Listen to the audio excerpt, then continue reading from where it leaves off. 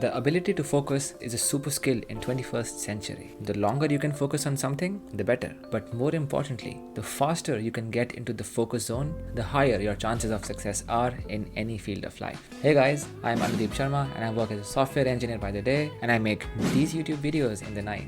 And what I have realized is that whatever I have done until now in life, whether it was studying for subjects in my uni or making a feature or working on a new project in my day job, it all requires focus. The faster I can get into the focus zone, the faster I can start making real progress on something. And by real progress, I mean stuff that actually moves the needle forward. And I don't mean the shallow work that we can do while being distracted on Instagram or reading news every 10 minutes. I mean real work, deep work, which is work that can be accomplished only in an undistracted state of mind, when the concentration is at its peak and nothing can distract us and time seems to flow by.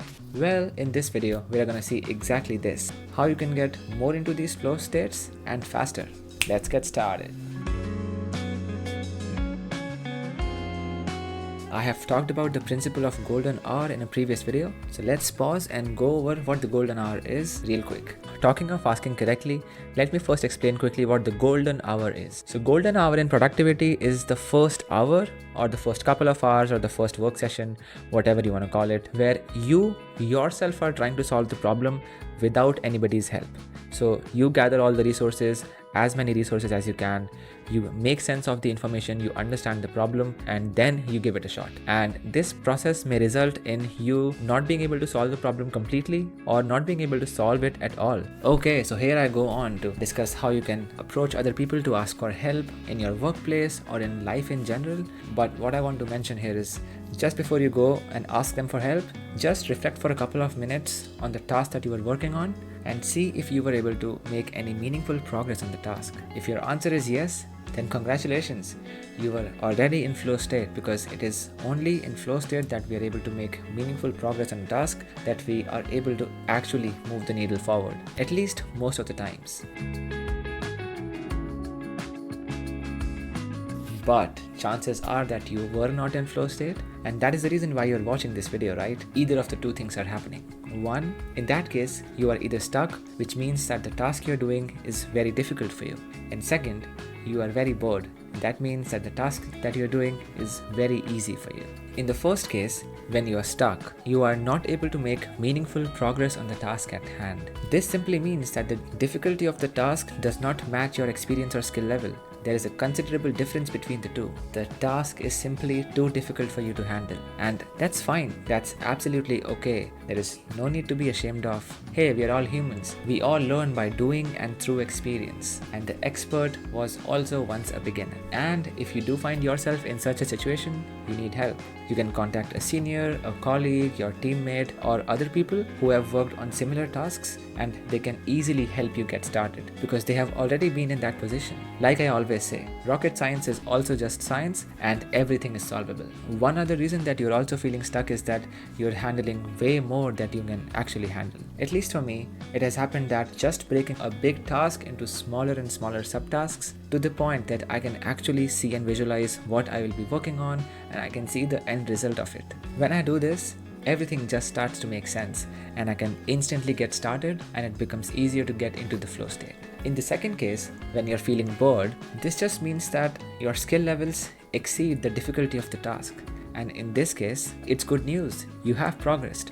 Your skills and experience level are now more than what the task requires. For example, if I give you something to work on which you have already worked on a zillion times, maybe a problem statement that you faced a lot of times in your college days and you have worked on that for a long time, you'll be able to do it quite easily to the point that it doesn't interest you anymore. And in that case, it is very difficult to get into flow state. But on the other hand, if I give you something that you have just partial knowledge about, no experience in, and also falls under your domain of interest, I think you'll be intrigued by it and you'll be naturally interested towards it and you'll want to work on it. And so getting into flow states for such tasks is a lot easier. Therefore, we need to find a balance between the challenge we are seeking and the skills that we have. We need to take the tasks that are slightly challenging than our skill level, but also manageable, as they give us enough uncertainty so that we are intrigued by the task but not fearful of, such that it destroys our interest. Better you become at identifying such tasks,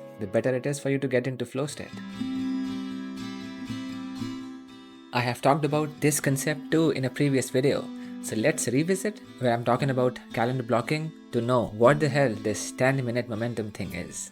And different people call this by different names. It is called the 10-minute rule or the 5-minute rule or even the 20-minute rule.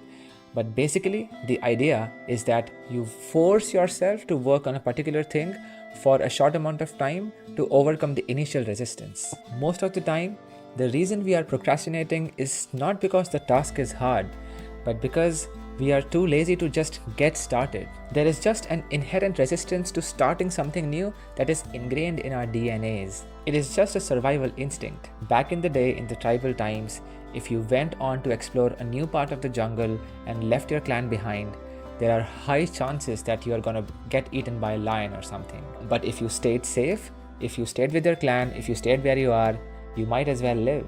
Hence, our brain learned to resist the unknown in starting something new.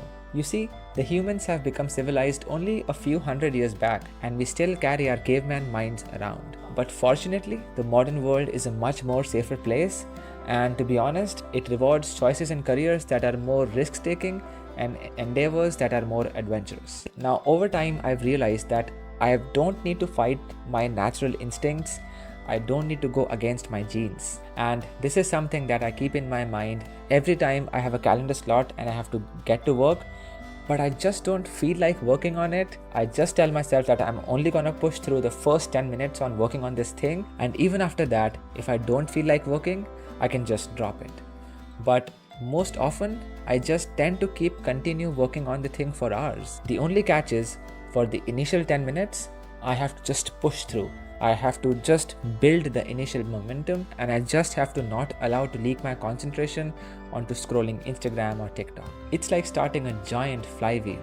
It is very hard to start, but once it gets started, once it's spinning, it is very difficult to stop. Now, this technique has been transformative for me, and arguably for others as well.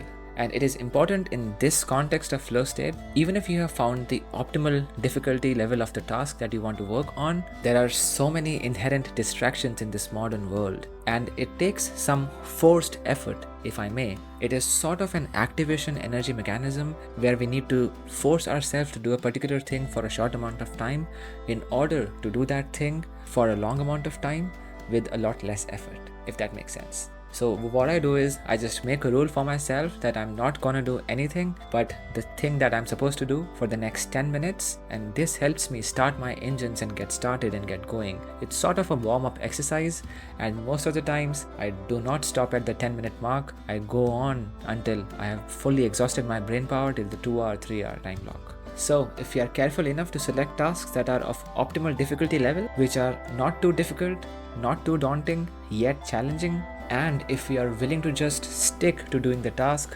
muting all notifications from phone, news, Instagram, etc., and are just committed to doing that task for the next 10-15 minutes, I bet your productivity and focus will increase a fold. Thanks people for sticking around till the end of the video, and I hope you found value in this. If you did, give it a thumbs up and subscribe. As always, it means a lot, and I will see you in the next one. Peace.